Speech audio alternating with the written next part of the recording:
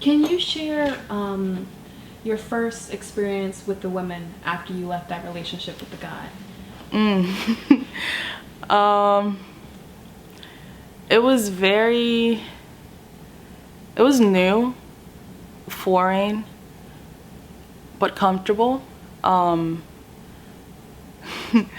I I went into it as I would just meet anyone else. Like, okay, this is a friend. Um, it's someone that I feel extremely comfortable with. There wasn't, like, it didn't feel forced. In the physical aspect, the emotional, spiritual aspect, it was just there, all on the table. It was scary because I'm like, oh God, like, why? This is different. Why am I feeling this way? But a lot of things just clicked together. What's your name? What are your gender pronouns? How old are you? And what's your sexuality? My name is Karol Gonzalez. I am 20 years old. My pronouns are she, her, hers, and I identify as queer or as a lesbian woman interchangeably. Okay. What are you passionate about? Passionate about life, as maybe like general or broad as that sounds. I'm someone that's driven by people, by storytelling. I love people watching. I may go down the street and in my head I'm having like an internal conversation with myself as much as I'm having a conversation with them. So just being inspired by that, the things that I see every day, I put that towards my craft, whether that's reading, writing, or just creating stories in general. So I'm someone that sees, gets inspired, and then creates as well. What is like a common theme in your art? Identity. Identity. And just our surroundings. I think it depends a lot too. Like if I'm writing artistically, whether that's a poem, I tend to go for the senses, the environment, just feelings in general, or there's a lot of personal narrative included as well. If I am writing, let's say, more like a prose stance, I tend to go for people, just what drives them and what I can learn from them. Because I feel like there's always something to learn about everyone that I meet. Yeah. Do you center your sexuality in your work? I'm starting to do so now. I did realize that before. I've been writing for a long, long time. Huge reader. So I would always gravitate more towards books that identified me. I just didn't know back then. So it's like, oh, why do I find this interesting? Or maybe I was reading a story that seemed too generic, or it was just the heteronormativity that's included in most of the books that we read now. I'm like, I'm not really into it. So until I figured that out, until I figured myself out, that's when I started to gravitate more towards diverse books. And I tend to do that in my writing as well. So before it was more like subtle, and I'm like, well, why am I using general pronouns if I'm writing about a person, or if I'm writing about desires, about passions? And I'm like, I'm being very general. But now it's just, if I'm writing about someone in specific, I'm not afraid to use that person's pronouns. If it's a woman, I'm writing about a woman. If it's about myself and how I feel, I know how to describe it in a way that I feel secure in my writing. Okay. Can you tell us a little about what it was like for you growing up? What was your relationship to your parents, siblings, and friends? Well, I grew up in the Dominican Republic. I moved to the U.S. when I was 13, so that was my freshman year of high school. I did start school a little bit earlier. Honestly, most of my childhood is a little bit blurred. Like, I try to go back now, and there's like snippets. But all in all, with my relationship with my parents, I could say it was a bit tricky. There wasn't a lot of communication. There still isn't, but I knew that they were there. Like, they would provide for us. They were present as much as they could be, especially growing up in the DR and then having to move over here. That was a big change. With my siblings, I have a closer relationship now that I've ever had before with them, especially with my sister. We weren't really close growing up. It was a lot of the, like, that sibling bickering, but it could turn into like something else. sometimes. With my brother, I've always been close to. He's like my best friend, even right now. To the point that when I came out to my parents or to my family, or to the world, I didn't really have to come out with him. And he's actually 4 years younger than me. But it just felt like a casual conversation. Like I told him, he was like, oh, cool, okay. How did your other family perceive your sexual identification? So I came out to them a year ago, actually. Probably like this week, but a year ago.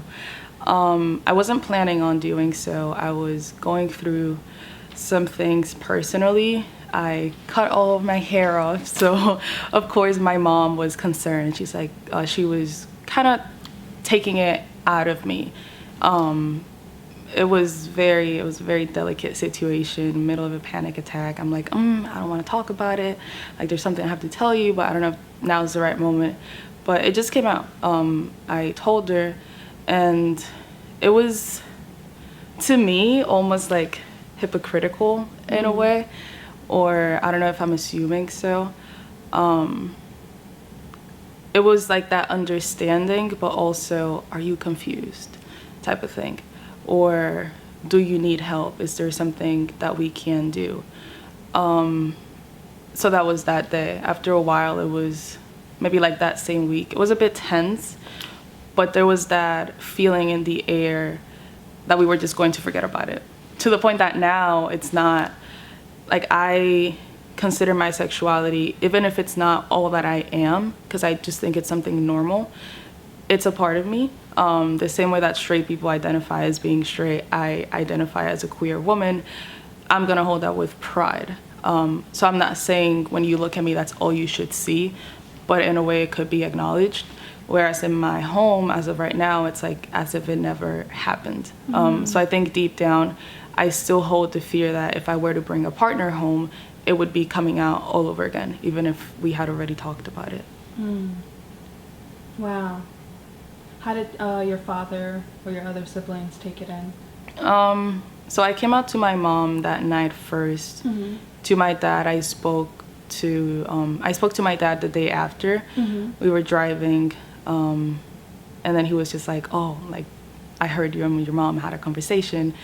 And he was, like I said, it was like that acceptance, but like damn, it's you. But very superficial. I think I have to give it to them. It's like trying to be there for me, but not really knowing how. And just wishing in a way that it wasn't them. But because I'm their daughter, they didn't want to like release all of that anger on me. And I said it was a bit hypocritical before, because after a while I did find out that they were just kind of like grieving over it as I wasn't home. So I moved to campus, so I'm not home as frequently anymore. So while I'm not there, that's when they give themselves the time to be, I guess, upset or just cry about it, or like, damn, this is really our life now. Whereas if I'm with them, we just don't talk about it. Yeah. So I'm sorry, go ahead. Well, I was gonna say to my sister, she was understanding. I did have to. It was different from my brother in the sense that to him, we just talked about it like a regular conversation, and then to my sister, it's like, yeah, this is who I am. Like that's a part of me. But there was understanding.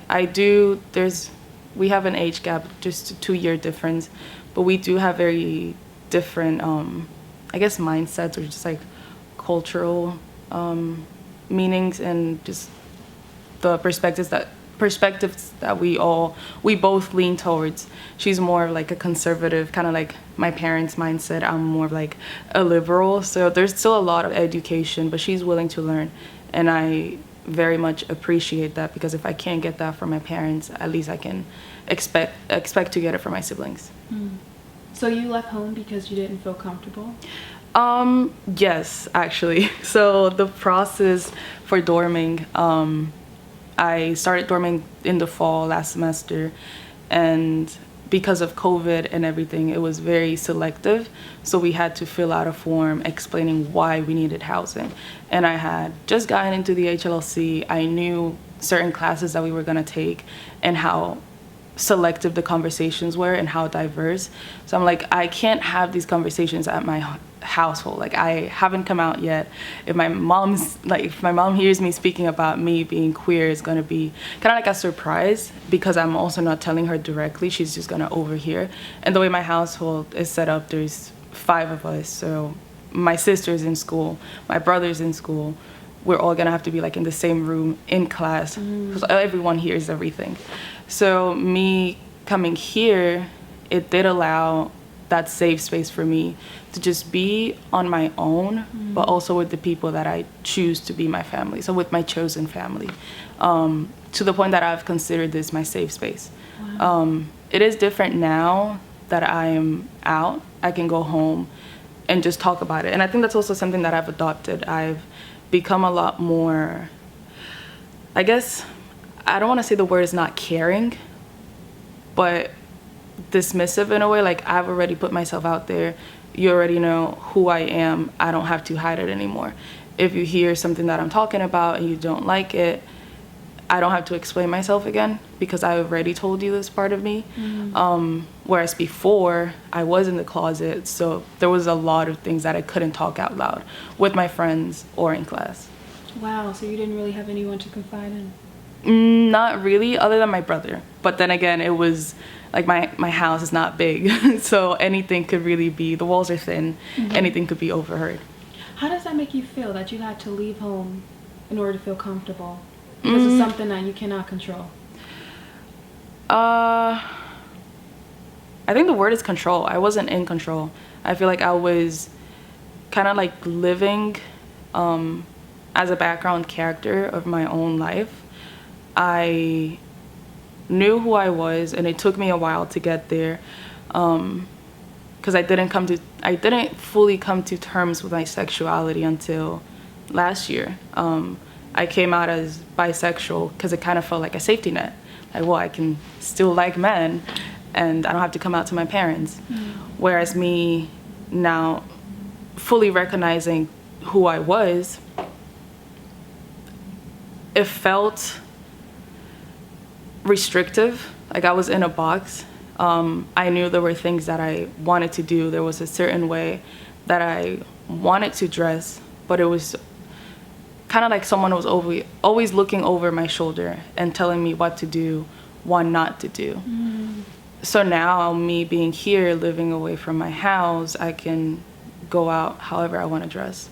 If I want to connect more to the masculine side of me, of the binary, I could do that without worrying about my mom or my dad saying something or telling me that I look a certain way. I can hang out with my friends, and I'm very lucky to have a very diverse group of friends. I can hang out with them without the fear of being, I guess, targeted. Be like, why are you hanging out with these people? And I'm like, well, these people are my people. We are the same way in any shape or form. Like, the same way that you are my family, that's my chosen family as well. So it's a lot more freeing. Whereas back then, it was just like someone was pinning me down. Wow, okay. When did you first know you were a lesbian, and what did the coming out process look like for you? So like I said, I came out as bisexual. I was, I want to say I fully realized maybe like high school, freshman year of high school. Before, it was like that attraction to like girls in middle school, and it was like, well, yeah, if I were a boy, then maybe I would have a crush on you, because I'm not really supposed to have a crush on you right now. Or watching a show and feeling attracted to a woman in that show, whether that be a live action or a cartoon. It was like that conflict, that push and pull. Be like, why am I feeling this way? But recognizing that I am, but then pushing it down because I wasn't supposed to. Whereas me coming here to the US, which is a lot more liberal in that sense, I came to learn more about it and kind of like realize that a lot of my peers didn't really care. Like, my family, it was different, but a lot of the people that I was surrounded to, it was normal to them as it should be. So me moving here to the US, I realized that my peers were a lot more liberal in that sense, as everyone else should be, but I kind of didn't really have that option before. So me learning more about it, seeing people that also identified within the LGBTQ community, I came to normalize it myself. Because even if I knew the way that I was feeling, because of my surroundings, I kind of felt like an outsider, or kind of like I wasn't supposed to. So I didn't really come out to my peers. Like, it was just, like, I would talk about it the same way they would talk about their crushes on boys. My senior year of high school, I had a boyfriend, my first relationship ever. And I'm like, okay, like, it's cool. Like, I like it. Until maybe, like, later on, I felt myself not be as comfortable as before, but I couldn't quite figure that out. And like I said, I would always have that, like, background in the back of my head is like, well, I'm bi, I'm dating a man, I don't have to come out to my parents. And now that I think about it, it was always looking at it as, like, that safety net. Like, even if I am within the community, I don't really have to be out the closet. Like, I could just keep that to myself out of fear of rejection from my family. We broke up. The grieving process, the healing process happened. And it wasn't until I was out of the relationship that I was able to realize that even if I loved that person, I wasn't really in love as I thought I was. And a lot of things just made sense. I started meeting new people. I'm like, okay, it feels different. Like, I feel comfortable and I know this is who I am. So identifying as a lesbian for a year now. And it, like I said, it's part of my identity. I think about it as just a part of me, but that's not all there is of me. Because I think a lot of people tend to look at the queer community and be like, yeah, they're just gay, or they're just a lesbian, or they're non-binary, and they don't look beyond the label. And they don't see that there's actually a person in there. But like, yeah, okay, I love that part of me. It's very important. It's part of who I am, but that's not all there is to me. Yeah. Can you share your first experience with the women after you left that relationship with the guy? It was new, foreign, but comfortable. I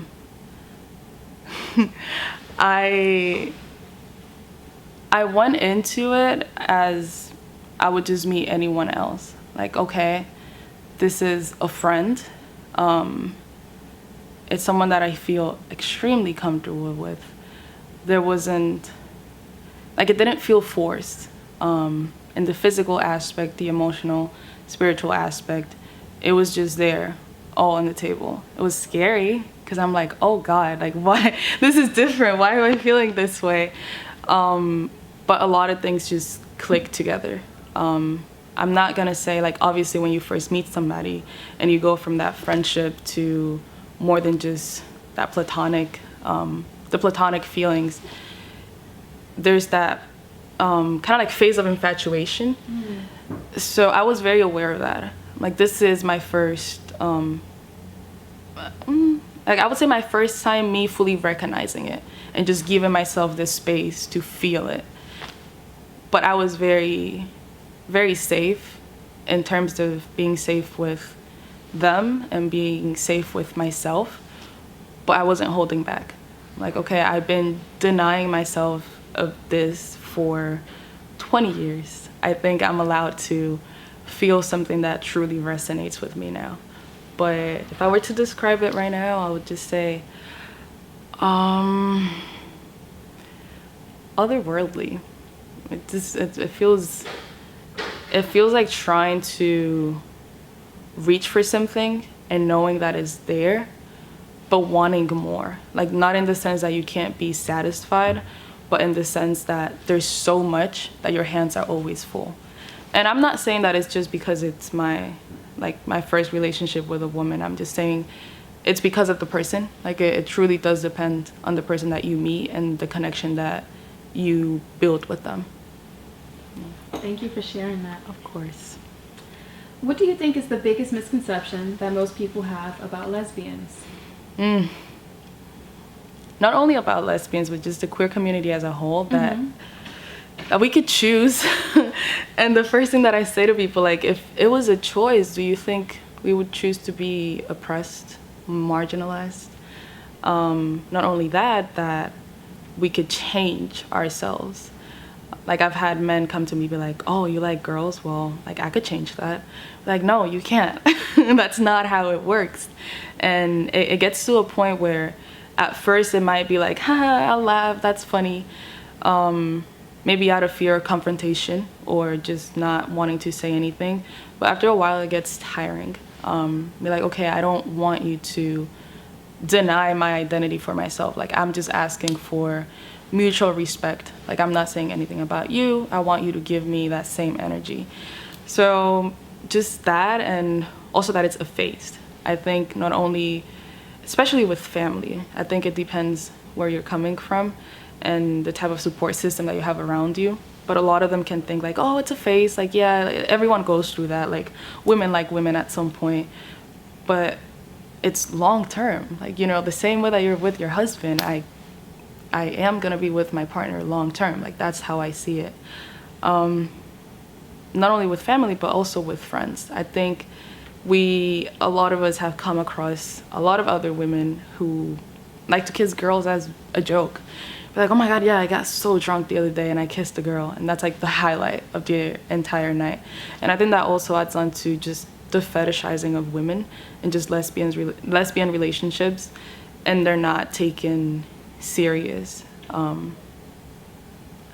That's something that we have to work on, but it really, really just roots from the values and morals of that person, and then just how willing they are to be open-minded. And unfortunately, not everyone is like that, and you come across a lot of those people, and that's something that we deal with on a daily basis.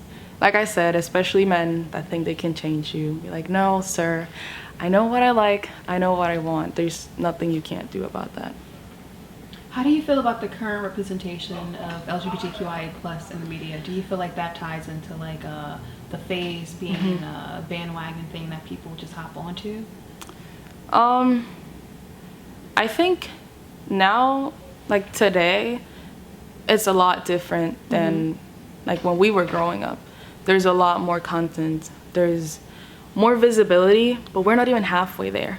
Like I said, I didn't start reading books about my identity, whether that was me being queer, me being Black, me being Latinx. I didn't start reading about them until maybe like 2-3 years ago, because I just couldn't find anything.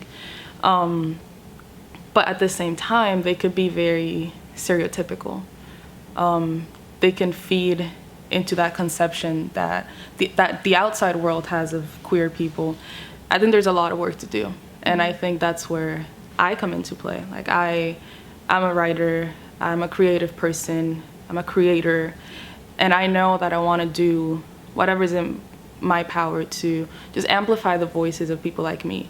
Because when I was growing up, I wish I would have heard a story of a Black, queer, Latinx woman figuring herself out. I think it would have made a lot of things easier for me while growing up, and I want to be able to provide that to someone else who might be in the same shoes as I was. I love that. What do you think the effects of race and ethnicity on your sexuality are, if there are any? Yeah, I think that plays a huge part, actually. I live here now, as in the US, but I was born and raised in DR, Dominican Republic, and it's just very, very conservative, very religious.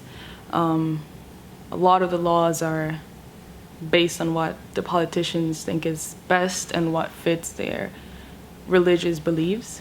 So there's not that space to come out or be who you are because it's not safe.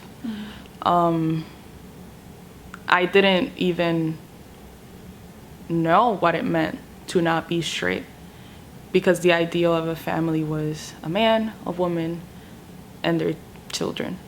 So that's the life that I envisioned for myself. had I stayed over there.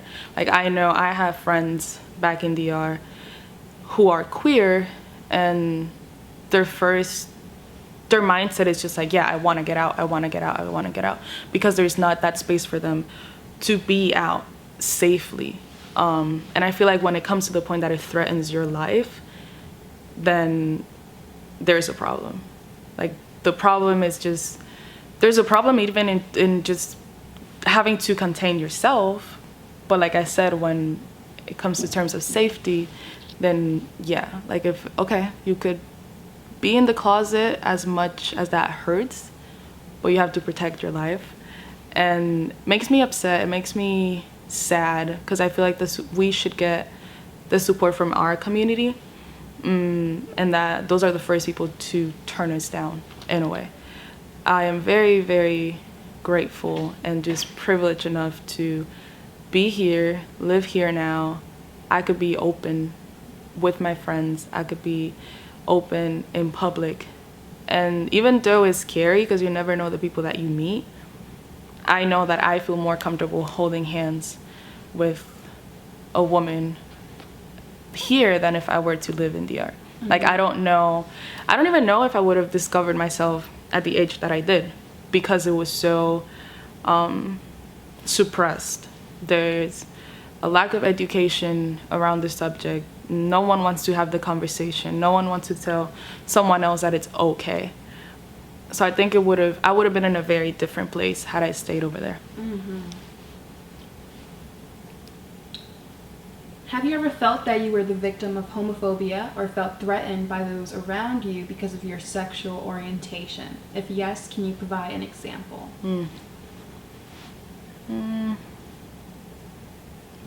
Like, what to choose from? Wow. What to choose from? Yeah. I think I'm very lucky that I could say that I haven't really felt threatened in terms of like my safety and just my life in general. And I give the floor to those who have, because it's very existent. It is there. However, there's always microaggressions. There's always little come-ins that make you think, like, I don't think they were supposed to say that, or I don't feel comfortable right now. Just going back to me saying that men always want to say that, yeah, I could change you. This one time I was walking down New York City, got caught cold. This man was like, okay, like, but do you have a boyfriend? Follow me, follow me, follow me. And I'm like, no, sir, I do not. And if I did, it would be a girlfriend, but thank you. And that's when he got just like more insistent in a way. Like, yeah, but are you sure? Like, yeah, you could call her, or I could change it. And I'm like, no, you can't. To the point that as he was following me, I had to walk into Barnes & Noble. And it was scary because I put an aspect of my identity out there, so that made me a lot more vulnerable. Just being a woman in general, walking by myself, being approached that way.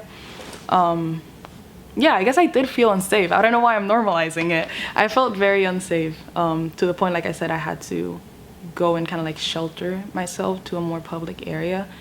And just seeing things from the people that I do surround myself with, that I may consider my friends, and then I have to like take a double look, be like, okay, you know how I identify, why would you say something like that? Like if someone goes to a party, gets drunk, like, oh, I kissed a girl, like it's so funny, it's a joke. Like, it's not a joke. Like, that's something that I am, and because it's a joke to you, you're safe. But I probably can't do that somewhere else. Like, I probably can't express that part of me and take it as a joke the way that you're feeling right now.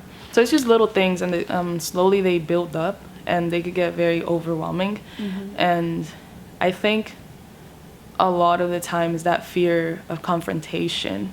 Like, I want to say something, but I don't know how to say it, especially when it comes from people within your circle, and being aware that they shouldn't be saying those things, but then not knowing how to address it. Just a lot of little things piling up.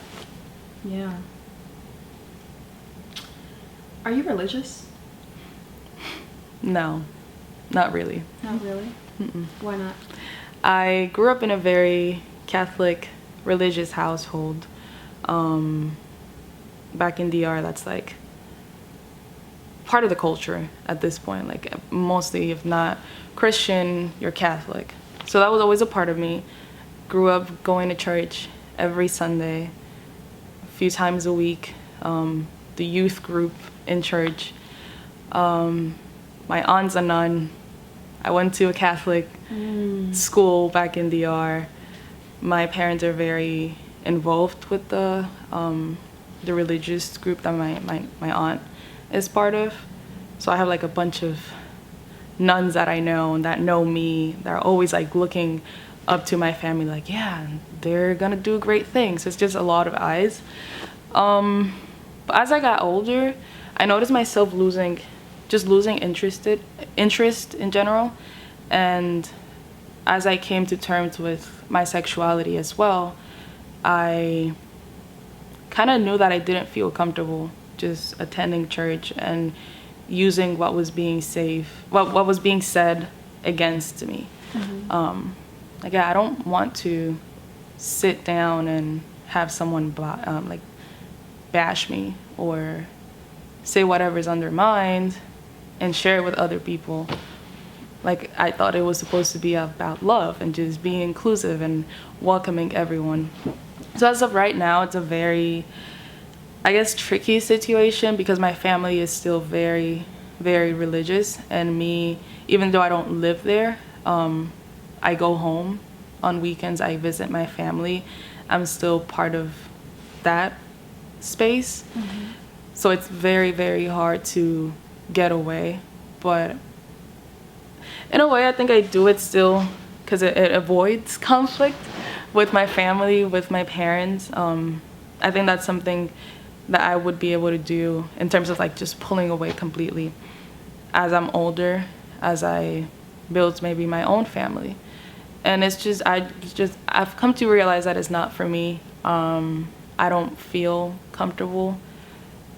I do respect it the same way that I want people to respect my beliefs. It's just not it's not as much of a safe space as it used to be. What's your opinion on how the Black church treats LGBTQIA plus individuals? I think it could be hypocritical. Like, yes, come, we welcome you, but also we could pray for you, pray that it goes away. And I don't think it's only the Black church. I think it's just religion in general. I think there's always a balance. I've met people who are religious and they're allies as well. Like I said, I think religion is something that's very personal to the individual. It's just about their relationship with their God, whatever they believe in. But when it comes to the institution, it could be very suppressing. Like, yeah, here's the guidebook that you have to follow in order to achieve your salvation. It's like, I thought it was supposed to be a personal thing. So like I said, it could be very hypocritical. Come to us, but we'll pray that you could be fixed. Yeah. What is your opinion on using labels to identify ourselves, such as lesbian, bisexual, gay, transsexual, butch? Are you for or against them? I think I'm for them, as long as, or I guess I don't know how to word this correctly, but if it works for you, it works for you. Like the same way that it works for myself, and that's why I fluctuate a lot between lesbian and just queer. Like sometimes I wake up and I feel like queer just it describes me better. Like same thing in terms of my gender orientation. Like, yeah, I identify as a woman, but I feel more connected to my feminine or masculine side on some days than I do others. Same with my sexuality, identifying as a lesbian, I think it could be suppressing at times because not how do I say it? I guess not all women fall into the binary. Like, yeah, I am attracted to women, but then again, they can change their pronouns to they, them. I just feel like the sexuality spectrum or just the gender orientation spectrum is so broad. So if the label works for you, then yeah, it works for you. It brings you comfort, then use it. But I know some people that just prefer not to. And I think that's why I also love the word queer, because it's broad in terms of sexual orientation and gender identity. If someone wants to talk about it with me and go in depth, then I'll go in depth. But a lot of the times I use queer or just lesbian. Sometimes it works for me, sometimes it doesn't. It really just depends on how I'm feeling that day. Mm-hmm. But like I said, if it brings you comfort, then use it. And if it doesn't, then just continue to explore yourself. Yes. How can heterosexuals be a good ally to queer folk? Just mind your business. Well, other than that, minding your business, literally, and by that I mean being respectful, I think a lot of us want that safe space from our straight peers, uplifting the voices of queer people. I think there's a lot of heteronormativity in the media, in the outside world, in the workforce, to the point that we get places and we feel like we're by ourselves. Like, yeah, I'm the only queer person at my job, or there's only one queer TV show that I can go to for comfort. I think when you start like building that space for your queer friends, reassuring them that it's okay, because it is okay, being there for them, educating themselves. Because I think a lot of people know, like, yeah, my friend's gay or my friend's a lesbian, but do you know what lies beneath the surface? Like, do you know the struggles that come with identifying as a queer person? Do you know their gender expression, or do you know what that means? Like, how could you be there for them when they need you, the same way that they might be there for you when they want to talk about relationship problems or just anything in general? I think being a good ally is just being a good friend. And I understand that people are hungry for knowledge, especially when it's new to them, but we're not your teachers. I think that if you were truly invested in wanting to learn about someone, let's say your friend identifies as queer, you would do the research on your own. You can't expect them to tell you everything there is, because a lot of the times we just want to talk about it. We don't want to teach you about it. Yeah. Yes. What message would you give to someone struggling to accept their sexuality? It's okay. I feel like when you ask that question, I just put myself in like my 10-year-old self. Like, if I'm speaking back to her, it's okay. You'll figure it out. Where you are right now, you have people that care for you, that understand you, and you're figuring it out every day. No, you're not straight, you're not bi, you're a lesbian, and it's okay. It is scary. Be in the closet for as long as you think it's safe for you. Don't feel pressure to come out. If you have to come out to yourself. Be okay with yourself, and then come out to the people that you love as long as it's safe. Mm-hmm. And know that blood isn't the only thing that makes family. That you could choose your family, you could choose your support system, and they're gonna be there for you as much as you're gonna be there for them. Yeah. Yes. Do you have any final words for those watching? Well, at the time that we're recording the interview, is actually a National Coming Out Day. Yes, it is. So I want to say that I'm very proud of you if you're a queer person watching this. I am proud of you for being yourself. I'm proud of you for being out the closet and not being out the closet. I see you, I hear you, and I support you. And the same way that my words are always available to people, my arms are available to people, even if it's just like a virtual hug, because I feel like everyone needs someone for them at some point, because people need people. So I think that's the best I can say. That was beautifully put. Where can people find you and your art?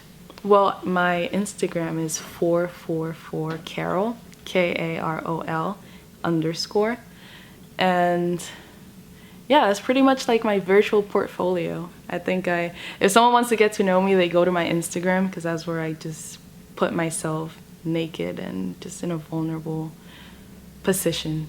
Naked as in like emotionally. Yeah. Okay, we're done. Thank you so much. Thank you. Thank you.